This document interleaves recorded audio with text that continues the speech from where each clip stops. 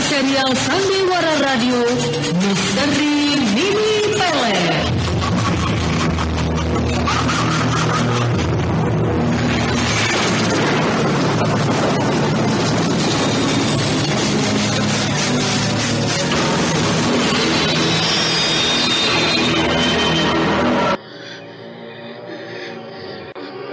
Aku haus darah. Kau tidak takut dengan diriku? Hah? Akan kuhisap darahmu. Hei wanita cantik, darahmu tentu segar sekali. Ya Gusti Agung, lindungilah diriku dari maut dan mara bahaya. Hanya kepadamu lah aku menyembah, dan hanya kepadamu lah aku memohon pertolongan. Jauhilah diriku dari segala makhluk jahat.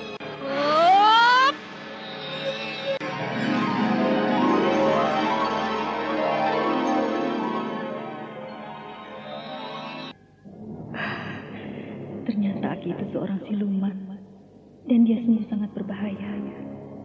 Besok aku harus pergi dari tempat ini, dan aku akan ke desa Parakan, Salak, untuk mengetahui benarkah kalau Kakang Restu Singgi akan membuat perjanjian dengan makhluk itu. Iya, sebuah tongkat sakti itu yang akan menjadi tandanya. Sejak lahir hingga dewasa saat ini, bencana demi bencana senantiasa menggerogoti hatiku. Akhirnya aku berpendapat bahwa takdir bencanalah yang harus selalu kujalani. Yang Nyai katakan itu prasangka buruk kepada Gusti Agung. Itu tidak boleh Nyai katakan. Jalan hidup manusia tidak selamanya lurus dan berliku. Segalanya serba berubah, dan waktulah yang menentukan perubahan itu. Namun, yang pasti cepat atau lambat, perubahan itu selalu datang, Nyai.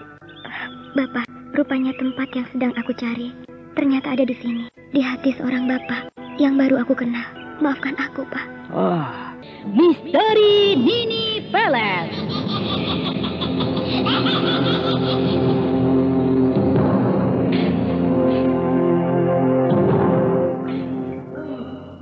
Aku rasa kita sudah aman, karena kita sudah tahu apa yang terjadi pada Angka.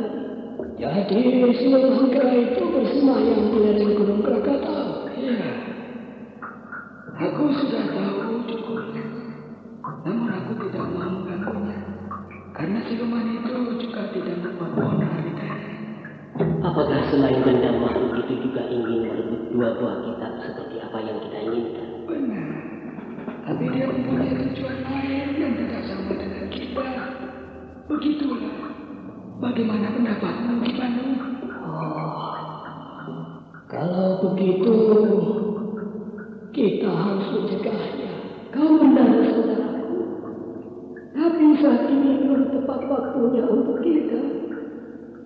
Memang sudah cukup banyak dari daerah mana saja yang ingin merebut dua buah kitab pusaka keramat itu, namun tidak ada yang berhasil.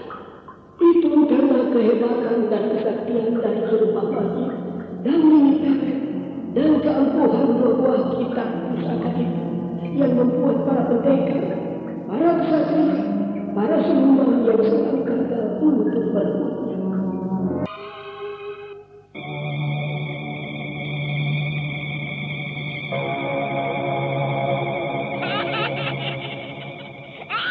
Misteri Mini Pelet. Naskah karya Ari Hidayat. Teknik dan montase Marcel N. Penuh. Dengan sutradara Dian Pertiwi. Kali ini mempersembahkan episode ke-57 dengan judul Ketika Menjelang Senja. Widari menghentikan langkahnya dan ia merasa kaget sekali ketika ia melihat orang tua yang berjubah hitam itu membawa tongkat berkepala ular. Dengan perlahan, Widari mencoba untuk mendekati orang tua itu. Rupanya Aki ini telah menipuku. Dia mengatakan kalau tongkatnya berada di tepian sungai sebagai perjanjian dengan Kakang Restu Singgi. Aku jadi curiga dengannya. Dengan sangat ragu, Widari mendekati orang tua itu. Dan orang tua itu pun tahu kalau dirinya sedang diperhatikan. Ada apa? Kenapa kau memperhatikan diriku? Apa yang aneh dengan diriku? Maaf Ki, saya hanya... mengapa Aki tidak pergi ke puncak Gunung Cermai Apa? Kau tahu dari mana kalau aku mau ke sana? Bukankah Aki sendiri yang mengatakan itu padaku? Aku mengatakannya pada kau. Kita saja baru bertemu di tempat ini. Siapa kau ini? Apakah Aki sudah lupa dengan saya? Sedangkan kita baru saja bertemu dan berkenalan. Aki jangan main-main. Mungkin memang Aki lupa. Tapi rasanya tak mungkin. Oh, siapa yang main-main denganmu? Orang ini sangat berbahaya sekali. Ia mengetahui tujuanku. Kenapa wajahnya ditutupi seperti itu? Kalau begitu, siapa yang tadi bertemu dengan saya? Mungkin kau sudah lupa. Otakmu perlu dicuci, Nyai. Terima kasih. Tanpa Aki suruh saya sudah bisa. Tapi baiklah, saya tidak akan persoalkannya. Sebelum berpisah, saya ingin bertanya pada Aki. Apa yang ingin kau tanyakan denganku? Tongkat apa yang Aki bawa itu? Oh, rupanya kau tertarik dengan benda pusaka ini, Nyai. Kau ingin memilikinya? Maaf, tidak ada sedikit pun saya berniat untuk memiliki tongkat itu. Tapi, kenapa Aki bicara dusta pada saya? Dusta? Iya. Aku ini memang sering dusta. Dan hal itu tidak ada masalah buatku. Bukan itu maksudku. Aki telah bertemu dengan orang yang bernama Restu Singgi, bukan? Dan Aki juga mengatakan telah membuat suatu perjanjian dengan menancapkan tongkat yang Aki bawa itu. Tapi kenapa tongkat itu sekarang berada di tangan Aki? Untuk apa aku harus menancapkan tongkatku ini, Nyai? Benda inilah yang membantuku jika aku sedang menghadapi masalah. Kuperingatkan kepadamu. Untuk kau tidak membuatku menjadi bingung dengan ucapan-ucapanmu itu. Aku sungguh tidak mengerti ini semua. Tapi orang tua ini mengenal dengan Kakang Restu. Padahal aku baru saja bertemu dengannya. Tapi kenapa ia lupa dengan semua ini? Orang ini sangat berbahaya. Dia tahu kalau aku ingin ke Gunung Ciremai. Dan ia tertarik. Anda sekarang masih mendengarkan Sandiwara Radio Misteri Nini Pelet di channel Memori 80. Aku telah membuat perjanjian dengan tongkat ini. Dengan orang yang bernama Restu. Baiklah, saya akan pergi. Selamat tinggal. Oh, tunggu. Siapa dirimu ini sebenarnya, Nyai? Sudah, Laki. Kita tidak perlu saling kenal. Karena percuma saja aku memperkenalkan diriku. Oh, kurang ajar. Berani benar kau berkata begitu kepadaku. Apa kau belum mengenal diriku? Aku tidak pernah tahu siapa dirimu. Enteng benar kau bicara. Rupanya kau benar-benar belum kenal denganku.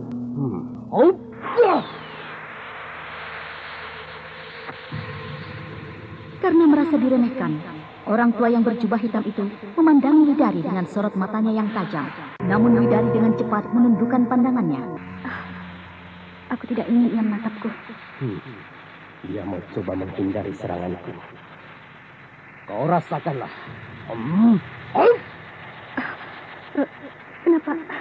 Kenapa keningku terasa panas? Ya, aku tahu.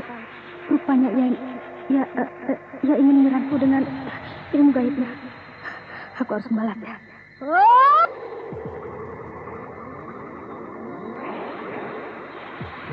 Di saat Widari merasakan panas, ia pun sadar kalau dirinya sedang diserang dan segera saja ia membalasnya. Dan tiba-tiba saja dari mata Widari memancarkan seberkas sinar. Kemudian sinar itu mengenai mata orang tua itu. Bangsat, rupanya kau mau mencoba denganku. Baiklah. Aku harus membalasnya. Widari bangkit menyerang, dan orang tua itu tidak diam. Ia juga melompat sambil melancarkan serangannya. Maka terjadilah pertarungan antar mereka. Tidak kuduga, kau memang bukan orang sembarangan, tapi kau tidak akan mampu untuk menghadapiku. Bagaikan seekor harimau, orang tua itu melompat memburu Widari. Namun Widari dapat menghindari serangan itu. Bahkan ia tidak membuang kesempatan saat orang tua itu lengah. Ia menghantamnya dengan tendangan keras. Rasakan olehmu. Kurang ajar. Kau memang hebat, tapi kau jangan merasa bangga dulu. Lihatlah, aku akan membuka tutup wajahmu. Aku tahu kau menutupi wajahmu karena wajahmu buruk. Terserah. Apa saja yang mau kau ucapkan untuk menghina diriku. Tapi aku tidak akan gentar menghadapi orang macam kau. Kau rasakanlah.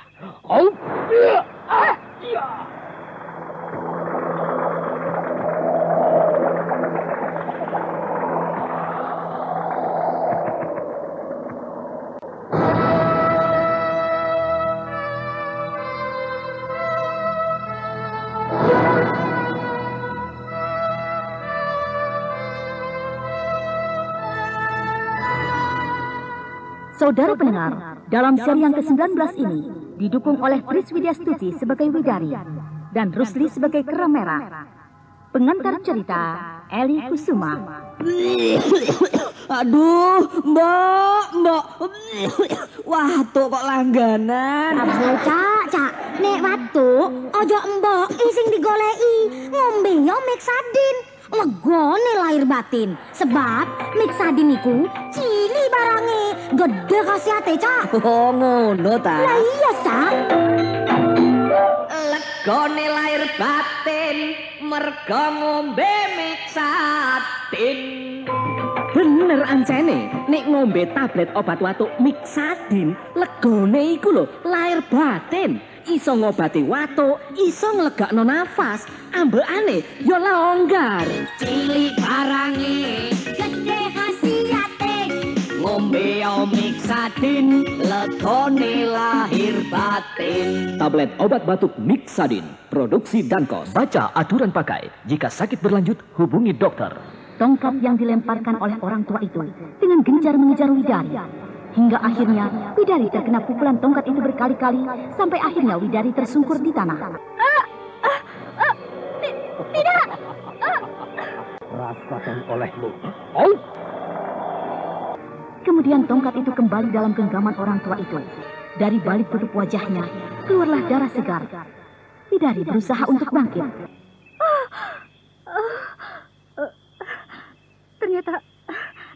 Ternyata orang tua itu sungguh luar biasa.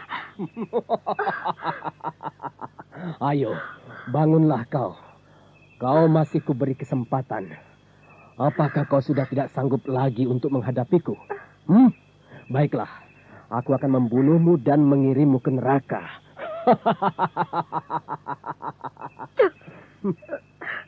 Udah benar kau berkata seperti itu. Memangnya siapa dirimu? Apakah kau mau aku membuktikannya kepadamu? Coba saja, jika memang kau bisa. Kau pikir ucapanku ini main-main? Baiklah, Nyai. Jika kau memang menginginkan kematian, mudah saja bagiku. Berdebah, aku pun bisa membunuh kalau aku mau. Orang tua macam apa? Tanpa aku harus bunuh juga akan mati sendiri. Karena umurmu sudah tua. Kurang ajar.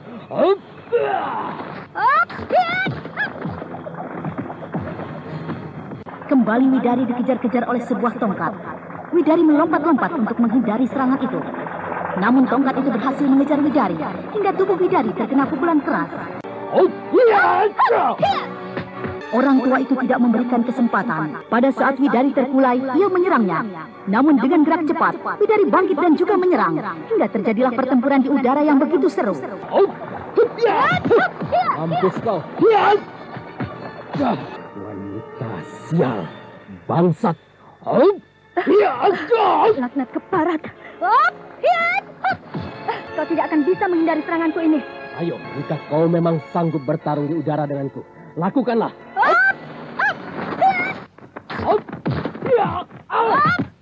Tendangan keras mendarat di tubuh Widari hingga Widari terpental dan berguling-guling. Widari memang nampaknya sudah terlalu lelah karena ia harus berdiri lama di atas udara.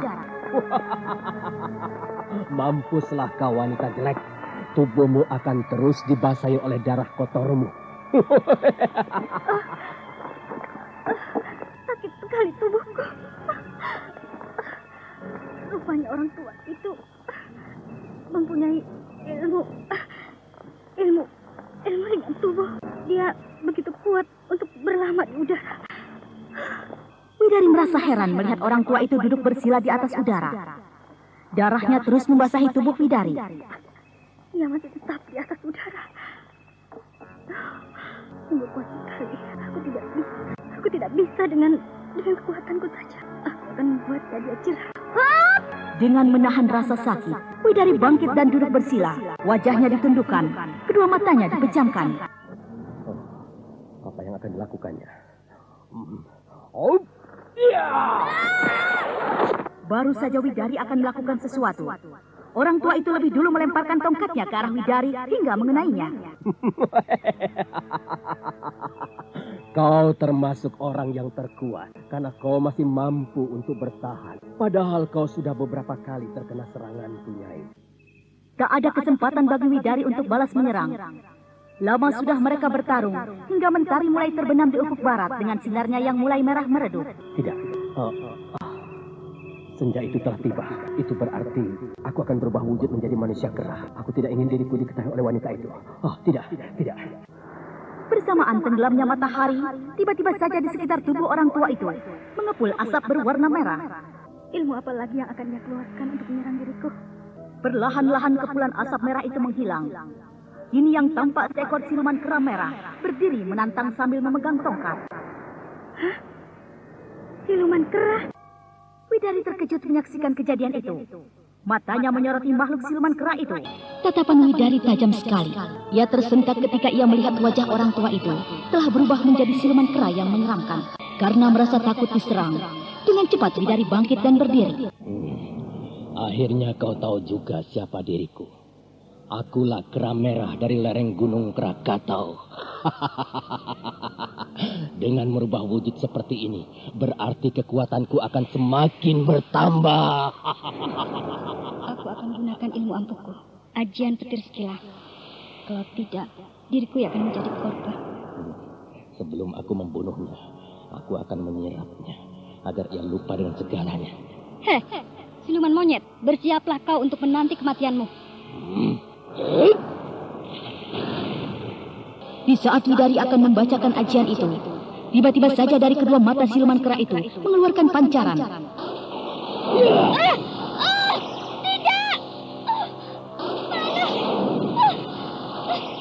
Aji petir sekilas!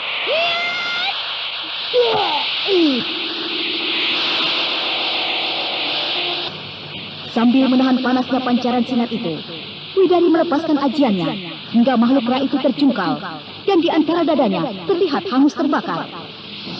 Sungguh luar biasa ilmunya itu. Aku harus membalasnya dengan ilmu semua iblis. Biar wanita itu terkecoh dan barulah aku akan menyerangnya dengan cakar mautku. Kuat sekali makhluk itu. Aku akan menghajarnya terus agar tubuhnya hangus terbakar.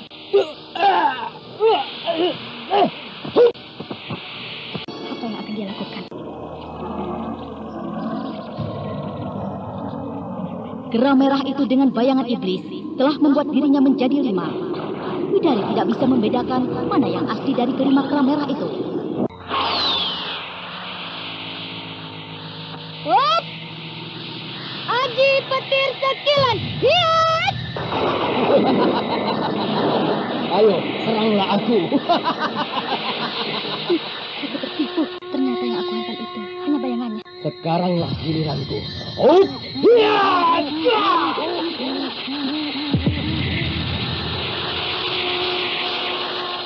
Keempat bayangan kera itu menyerang Widari. Dengan cepat Widari menyambutnya dengan ajiannya. Kau tidak akan bisa membakarku dengan ilmu ajianmu itu. Semuanya hanya sia-sia saja.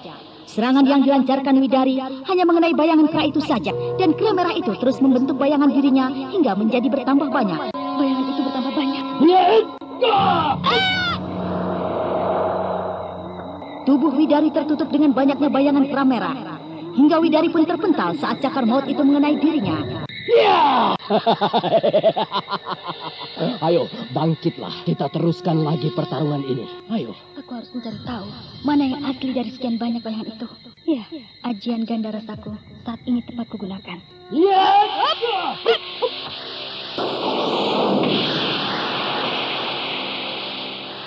Di saat Widari akan duduk bersila, kera merah dan bayangan-bayangan itu langsung menyerbunya. Dan dalam keadaan itu, Widari melepaskan ajiannya. Bersamaan dengan ajian itu, tepat mengenai kera merah yang asli, hingga kera merah itu terpental dan terbakar.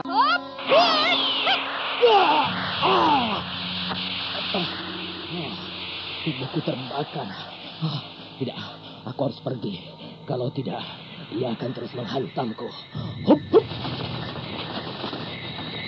Sambil menahan sakit dan panas terbakar, siluman kera merah itu berlari menembus kegelapan malam. Sementara itu Widari terkulai pingsan, terkena cakar maut kera merah itu, hingga kain hitam yang menutupi wajahnya sobek.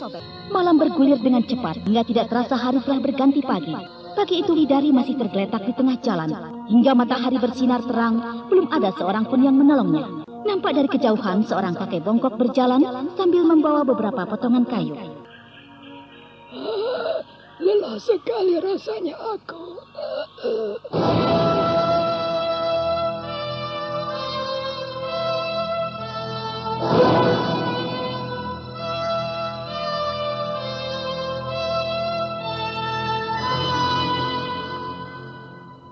Walaupun merasa lelah, kakek bongkok itu tetap kelihatan tegar dan dia terus berjalan. Dan ketika ia melihat orang tergeletak, ia pun menghentikan langkahnya. Siapa orang itu? Kasihan sekali. Apakah ia mati atau hanya pingsan saja? Sebaiknya aku dekati saja. Segera saja kakek bongkok itu meletakkan kayu bakar itu. Kemudian ia meraba urat nadi Widari. Dan ketika kakek itu merasakan getaran, wajahnya nampak senang sekali. Syukurlah. Dia hanya pingsan. Aku akan membawanya ke pondokanku. Tapi bagaimana dengan kayu bakarku ini? Aduh, jiwa orang ini lebih penting. Dibiarkan saja kayu bakar itu. Dan dengan sekuat tenaga, kakek bongkok itu menggendong Widari. Ada juga wanita ini. Sebentar-sebentar kakek bongkok itu berhenti dan menurunkan tubuh Widari. Dan kemudian ia menggendongnya lagi. Begitu seterusnya hingga akhirnya ia sampai di pondoknya. Aku akan membawanya dia ke dalam. Dengan susah payah kakek bongkok itu akhirnya berhasil membawa Widari ke pondoknya. Kemudian sesampai di dalam pondokan itu, tubuh Widari dibaringkan di balai bambu. Cagar apa yang melukai wajahnya? 3 baret merah pada pipinya. Aduh, kasihan sekali. Aku akan menyembuhkan lukanya. Anda sekarang masih mendengarkan Sandiwara Radio di channel Memori 80. Sebentar kemudian kakek bongkok itu sudah kembali dengan membawa pendupaan berisi ramuan. Darah kering membelepoti tubuh Widari. Dengan air hangat kakek itu membersihkannya. Lukanya tidak terlalu parah. Nah. Sekarang aku akan membalurkan ramuan luka ini ke wajahnya. Kakek itu mengeluarkan cairan ramuan dari pendupaannya. Kemudian ia membalurkan ramuan itu ke wajah Widari yang terluka. Dan ketika itu... Kenapa ini? Mengapa dari wajahnya mengepul asap merah? Cagar ini bukan cagar binatang. Kalau aku perhatikan, sepertinya itu terkena cagar monyet. Tapi tidak mungkin racun dari cagar itu bisa mengeluarkan asap merah. Asap berwarna merah semakin banyak keluar dari luka itu. Dan kakek itu dengan cepatnya menutup luka Widari dengan dedaunan. Syukurlah aku dapat menghentikan kepulan asap itu. Aku harus mencari penawar racun itu. Ya. Karena aku rasa luka Koris itu bukan luka Koris binatang. Lega rasanya hati kakek itu setelah ia dapat memberhentikan kepulan asap merah yang keluar dari luka di wajah Widari. Aku telah membersihkan semua darahnya dan lukanya juga sudah aku baluri dengan penawar racun. Biarlah ia beristirahat sementara aku menyiapkan yang lain. Widari masih belum siuman dari pingsannya. Kemudian kakek bongkok itu membiarkan Widari berbaring. Sementara ia akan mencari ramuan lain untuk mengobati luka pada Widari. Sementara itu kita kembali kepada Jail Singgih, Dewi Sumbi dan Bayi Haram yang akan menuju ke desa Pleret. Perlahan-lahan Jail Singgih dan Dewi Sumbi menghentikan kuda-kuda mereka. Dan tepat di sebuah pemakaman, mereka pun berhenti. Hop! Kenapa kita berhenti di sini? Aku hanya ingin istirahat saja. Kita sudah cukup jauh berjalan. Jail Singgih turun dari punggung kudanya. Lalu ia menambatkan kedua kudanya di sebuah pohon. Kemudian ia duduk di sekitar makam itu. Saat itu hari menjelang siang. Jail, apakah kau masih ingat tentang kera merah itu? Tentu, aku tidak akan bisa melupakannya. Dan jika aku bertemu kembali dengannya, aku akan membunuhnya. Tapi ada yang harus diingat lagi oleh kita. Dia mengatakan bahwa ia mencari makhluk siluman ular dan akan merebut 2 buah kitab pusaka milik guru kita, Nini Pelet. Ya, aku juga mendengar apa yang ia katakan. Kera merah itu bermaksud untuk merebut kitab pusaka milik guru kita. Kalau begitu, kita harus mencegahnya. Benar, kita harus mencegahnya agar ia tidak bertemu dengan Nini Pelet. Untuk itulah, kita harus mencari makhluk itu. Kita harus mencarinya kemana? Makhluk itu telah menghilang dan kita tidak mendapatkan jejaknya. Kau bodoh, Jail. Apa maksudmu? Kita tahu Kalau ia akan merebut kitab pusaka itu, tentu makhluk itu akan menuju tempat persembahyangan kita, puncak Gunung Ciremai, Jair. Jadi kita harus ke sana? Benar. Tidak, aku tidak mau ke sana. Jair, kenapa kau? Sekali lagi aku katakan tidak, aku tidak mau ke sana. Ketika Dewi Sumbi akan mengajak Jail Singgih untuk kembali ke Gunung Ciremai guna mencegah makhluk siluman kera merah agar tidak ke tempat itu, dengan tegas Jail Singgih menolaknya. Kenapa kau begitu, Jair? Karena ini merupakan tekadku untuk tidak kembali ke tempat persemayaman sebelum aku memenggal kepala Restu Singgih. Kalau itu sudah kulakukan, barulah aku mau ke sana dan menemui Nini Pelet dan Gerbah Mayit sambil mempersembahkan kepala Restu. Tapi, sebagai murid yang mengabdi, kita harus berkorban untuk keperluan perguruan kita, Jair. Aku mau, tapi aku malu dengan ini. Karena aku selalu gagal dalam menjalankan tugas. Baiklah, kalau kau memang tidak mau, biar aku dan Kutub yang akan mencegah siluman itu. Tunggu, aku mau melakukannya. Tapi aku tidak mau kembali ke persemayaman. Dewi, ya. Kita akan mencari kera merah. Kita mencari bersama-sama. Aku juga tidak ingin melepaskan kera merah itu sampai lolos dari serbuan kita. Apalagi sampai dapat merebut 2 buah kitab pusaka keramat itu. Sungguh, aku tidak akan rela. Kau harus begitu, Jair. Kau harus tegar dan berjiwa besar. Apalagi kita tahu bahwa tempat persemayaman kita akan diusiknya. Apakah kita harus diam saja? Ayo, kita harus cepat sebelum kita terlambat. Kita akan kemana, Bibi? Kita akan kembali ke rumah. Benarkah itu, Bibi? Benar, Kutub. Bersyukur sekali. Saya sudah rindu sekali pada ayah dan ibu, Bibi. Ayo, Bi, kita cepat ke sana. Tenanglah, kita sebentar lagi juga akan berangkat. Usai melepaskan tali kuda yang ditambatkan itu, Jail Singgih segera saja menaiki kudanya dan disusul dengan Dewi Sumbi. Kita segera berangkat. Sebentar, aku memperbaiki ikatan keranjang ini. Ya, mari, Jair. Ya. Hup, ya.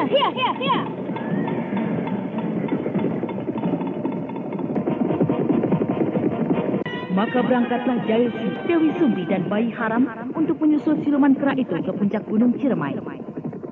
Dengan cepat sekali mereka memacu kuda-kudanya.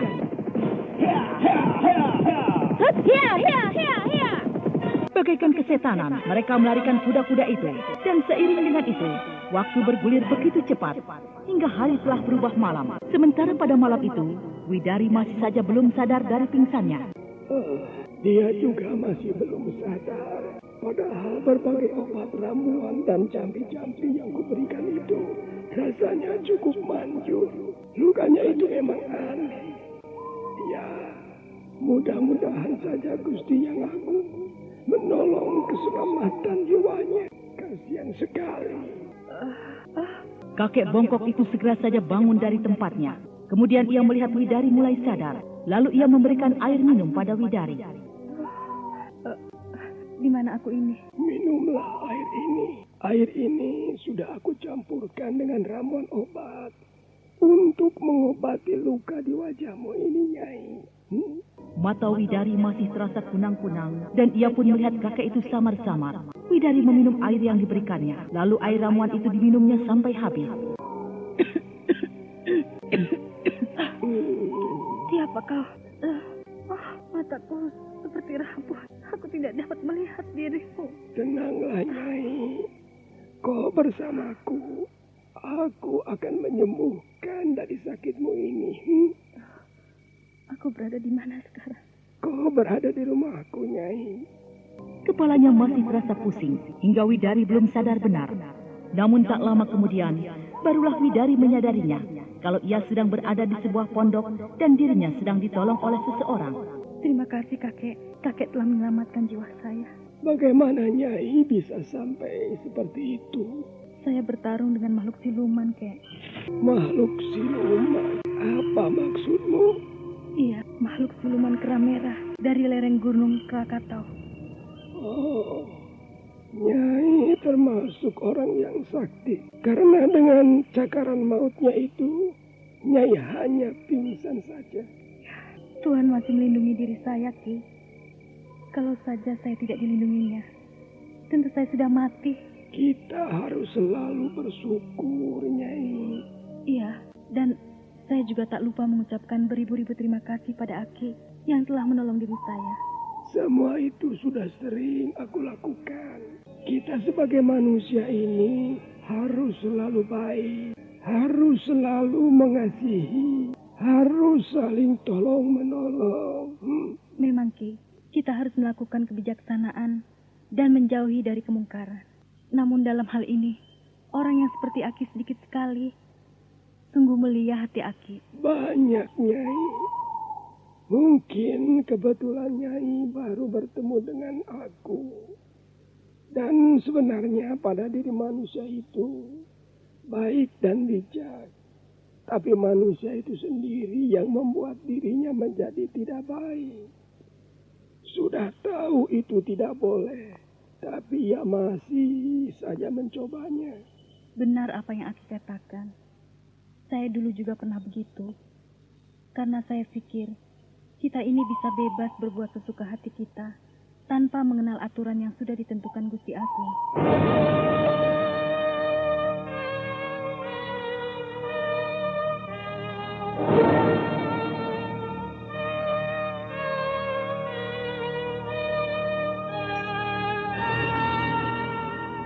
Disinilah kesalahan manusia itu. Mereka menganggap kesemuanya itu kehendak alam. Artinya, apa yang terjadi di bumi ini merupakan hukum alam. Hingga mereka berbuat apa saja untuk merusak alam ini. Pikiran manusia itu mempunyai batas kemampuannya, Ki. Kita harus menyadari kalau alam ini ada yang menciptakannya. Tapi mereka tidak pernah berpikir hingga mereka tidak akan mengenal Tuhan, Ki. Kalau boleh Aki tahu, siapa sebenarnya Nyai ini? Saya hanya seorang wanita yang dalam pengembaraan, Ki. Karena banyak tugas yang harus saya selesaikan demi untuk kepentingan kita semua. Dari bening bola matanya tersirat bahwa Nyai ini seorang pendekar yang bijaksana. Aki bisa saja menilai orang. Oh, tidak. Karena mata itu tidak bisa berbohong. Jelas sekali tanda kebijakannya itu. Aki justru lebih dari itu. Betapa tidak. Apa sebenarnya untungnya Aki menolong diri saya yang sudah tak berdaya ini? Ya. Sudahlah, sekarang kau makan dulu. Kebetulan malam ini aku masak bubur jagung. Terima kasih, Ki. Setelah makan bersama, kakek itu merasa lelah, kemudian ia memejamkan matanya. Sambil meringkuk, ia tidur dengan pulasnya. Sementara Widari masih saja duduk sambil kakinya dilonjorkan. Ternyata Aki itu seorang siluman. Dan dia sungguh sangat berbahaya. Besok aku harus pergi dari tempat ini. Dan aku akan ke desa Parakan Salak. Untuk mengetahui benarkah kalau Kakang Restu Singgi akan membuat perjanjian dengan makhluk itu. Iya. Sebuah tongkat sakti itu yang akan menjadi tandanya. Sebentar mata Widari terpejam. Hingga akhirnya Widari tertidur lelap. Malam mengalir dengan tenangnya hingga tidak terasa akhirnya telah pagi. Nyai, bangun Nyai. Hari telah siang Nyai. Saya harus pergi. Nyenyak sekali saya tidur, Ki. Kau akan pergi kemana Nyai? Lukamu itu belum sembuh benar. Tapi saya harus pergi, Ki. Iya, aku tidak bisa mencegahmu. Tapi apakah kau tidak merasa kasihan dengan dirimu, Nyai? Luka itu belum sembuh benar. Sebaiknya Nyai beristirahat saja barang beberapa hari di pondok Aki ini. Mungkin Nyai takut dengan diriku ya. Tidak, Ki. Sungguh, saya justru merasa senang. Dan saya juga merasa malu dengan Aki. Karena telah berhutang budi, Ki. Tapi ada sesuatu yang harus saya tolong, Ki. Apa maksudmu? Kera merah itu mengancam jiwa saudara saya. Saudaramu terancam jiwanya? Di mana siluman kera itu? Dia berada di tepian sungai desa Parakan Salak, Ki. Oh, desa itu cukup jauh dari sini. Aku butuh perjalanan lama, Nyai. Kalau boleh, biar aku akan mengantarmu, ya. Terima kasih, Aki. Sudah cukup banyak Aki menolong saya. Saya akan merepotkan Aki nantinya. Oh, tidak apa, Nyai. Justru Aki malah senang kalau Aki bisa menumpas makhluk itu. Apakah Aki tahu ke arah mana desa Parakan Salak itu, Ki? Kebetulan Aki juga pernah ke sana. Kita harus berjalan kemana arah matahari terbit. Dan tepat di perempatan jalan, kita berputar arah ke selatan. Dan teruslah, maka desa itu akan terlihat. Aku harus menunda dulu pencarian Nalarati dan Rutama. Aku harus menolong Kakang Restu. Kakek bongkok ini baik sekali. Ia telah menolong diriku. Baiklah, aku akan mengajaknya. Kenapa? Apakah kau juga tahu? Tidak, saya tidak tahu, Kek. Kalau begitu bagaimana kalau Aki mengantarmu, Nyai? Baiklah, maaf Ki, saya merepotkan Aki saja. Tidak apa-apa, Nyai, tidak apa-apa. Kalau begitu Aki akan mempersiapkan perbekalan dulu, Nyai, ya. Setelah selesai semuanya, maka mereka pun siap untuk berangkat. Seperti biasanya Widari menutup wajahnya dengan kain hitam dan tidak lupa ia memakai tudung kepala. Naiklah, Nyai, ke kuda itu. Iya, Ki. Hop! Mereka sudah berada di atas kuda. Semua perbekalan telah dipersiapkan dan berangkatlah mereka menuju desa Parakan Salak untuk menemui Restu Singgi. Hop! Iya.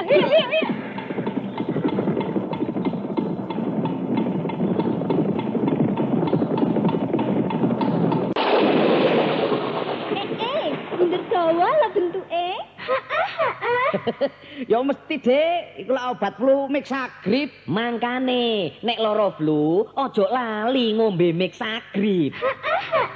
Sudah ku bilang dari dulu, sakit flu memang cocok minum Mixagrip. Nek sampean kena flu, pileke ngocor, irunge buntet, ya ngombe Mixagrip. Ngono lho, Dek. Lah nek sampean sakit kepala, sirahe ngelu, mumet-mumet, masuk angin, ya tetep ngombe Mixagrip. Ngono lho, Jeng. Sudah ku bilang dari dulu, sakit flu memang cocok minum Mixagrip. Mixagrip, obat flu paling cocok. Sebab Mixagrip komposisine utawa ramuane wis disesuaikno kanggo masyarakat Indonesia. Mixagrip, obat flu dan sakit kepala paling cocok. Produksi Dankos. Baca aturan pakai. Jika sakit berlanjut, hubungi dokter. Bagaimanakah kisah selanjutnya? Nah, saudara pendengar, ikuti terus serial Sandiwara Radio ini di radio kesayangan Anda. Sampai jumpa.